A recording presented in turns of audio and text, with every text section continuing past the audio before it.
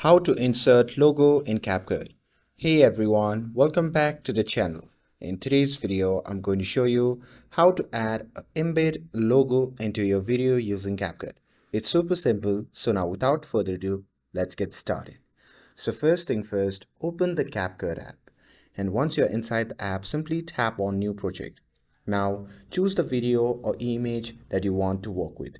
In most cases, it will be video since we are adding a logo to it. But it doesn't matter whether your video is vertical or horizontal. The steps are same.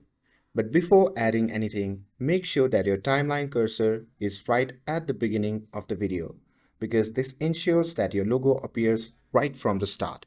And now here we will add logo, and here is how you can do it. So at the bottom you can see the option labeled as overlay. So simply tap on that. And after that, simply tap on Add Overlay. And now after that, browse to the photos and choose your logo. As you can see, I have already downloaded mine from the Google, but you can grab yours from your gallery or file manager.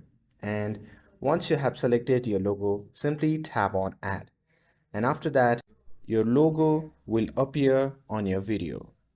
Now here you can use two fingers to resize it, pinch it or pinch out and drag it to the position wherever you want.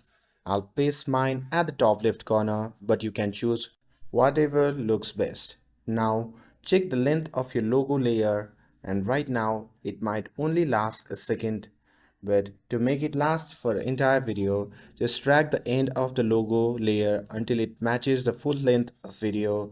And here, if CapCut adds its end animation and branding at the end of your project, feel free to select and delete that clip.